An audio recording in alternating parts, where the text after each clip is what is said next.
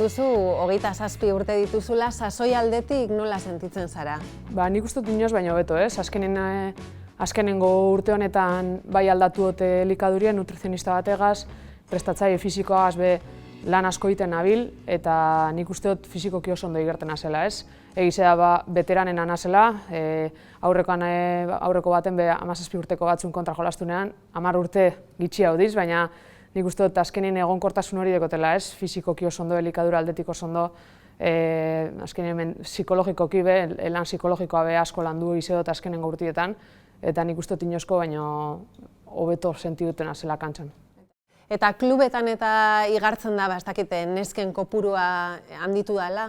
Bai, piloa ganera. Nik Bizkaiko Federazioan hau neskan topaketan monitore, eta hori 2017an edo gutxi gora bera hor, Mastercupen booma etorri zanen, hasieran ez zeuden 10 fitxa edo lan egongo ziren neskanak, ontxe hori, 60 edo gehiago egongo diz. Pilo bat neska dauz, gero eta neska gehiago, adibidez Lemoako pelota eskolan neska gehiago diz mutile baino, hori lehen ezenun ikusten, eta Bizkaizen batez be gero eta neska gehiago dauz, gero eta nivel gehiago da ganera, gogo gehiago dekien neskak pelotan jolasteko, eta hori nik uste dut azkenean Mastercupek emondaben bizibilidadi eskerri zen dela. Zuk esana da, sarritan sentsazioa duzuela, kupoa betetzeko egoten zaretela frontoietan?